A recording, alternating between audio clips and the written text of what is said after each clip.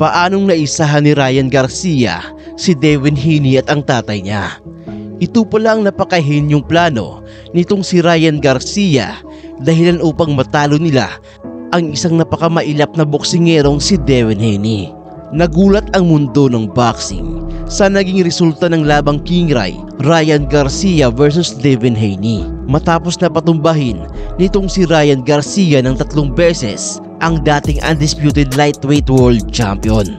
Pero bago ang laban ay marami ang nagduda sa kakayahan nitong si Ryan Garcia na manalo sa laban na to. Dahil na rin sa mga antics na ginagawa niya sa social media.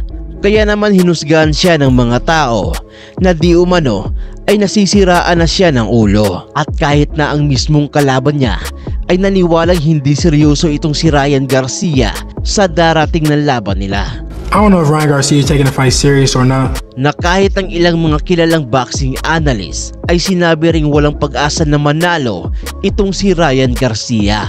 Pero mali pala ang kanilang akala. Dahil noong una pa lang ay alam na ng kampo nitong si Ryan na maliit ang kanilang tsansa na manalo kung lalabanan niya ng patas itong madulas na Amerikano. Kaya naman nakaisip sila ng paraan kung papaanong magugulangan ang kanilang kalaban. Ang unang plano ay kailangan nilang masiguro na hindi mapipiga ang katawan ni Ryan at kailangang nasa tamang kondisyon ang kanyang pangangatawan. Kaya naman una pa lang ay wala na silang balak na kuhanin pa ang tamang timbang. Alam nilang malaki ang posibilidad na aatras itong si Devin Haney kapag sobra ang timbang ng kalaban niya. Pero para makasiguro na matutuloy pa rin ang kanilang duelo ay kailangan nilang mapaniwala ang kampo ng Amerikano na hindi seryosong nag-iinsayo ang kanilang boksingero. Para mapataas ang kumpiyansa nitong si Devin Haney, nakakayanin pa rin niyang matalo itong si Ryan kahit sumubra pa ito sa timbangan. At para makasiguro ay nilagay nila sa kontrata na magkakaroon ng multa sa kung sino man sa kanilang dalawa ang sumubra sa timbang. At ganun na nga ang nangyari sa araw ng timbangan at sumobra ng 3 libras itong si Ryan.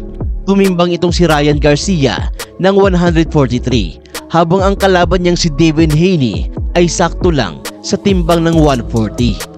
At gaya ng inaasahan ay tinanggap ng kampo nila Devin Haney ang multang $1.5 million kung saan ay papayag na silang ituloy ang laban sa kabila ng consequences nito na hindi na nakataya ang paglalabanan sa ng pandaigdigang titulo.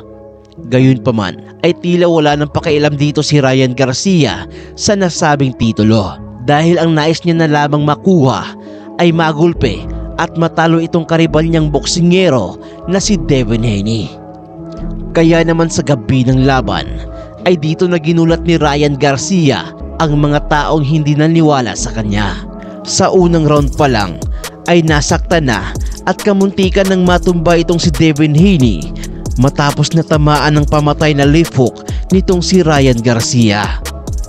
At sa pagdating ng round number 7 ay dito na natumba at nasaktan ng husto itong si Devin Haney matapos muli itong matamaan ng kaliwa nitong si Ryan Garcia. Nasundan pa ito ng 2 pang knockdown sa round number 10 at sa round number 11. Umabot ang laban hanggang sukdulan at tinanghal na panalo itong si Ryan Garcia via majority decision. Pero ang lahat ng to ay tanging obserbasyon ko lamang sa tinakbo ng laban mula umpisa hanggang dulo. Pero kayo mga ma'am at mga sir, ano sa palagay ninyo? Scripted nga lang ba ang ginawa ng kampo nitong si Ryan Garcia?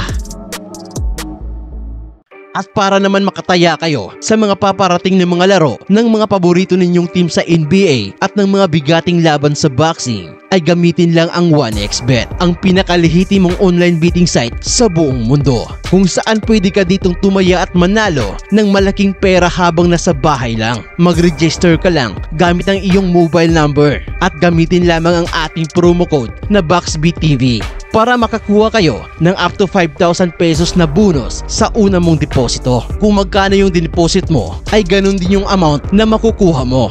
Mas madali na rin ang mag-cash in at mag-cash out dito gamit lang ang GCash o PayMaya at iba pa. Kaya naman ano pang inaantay mo? I-click mo na ang link sa comment section para magrehistro.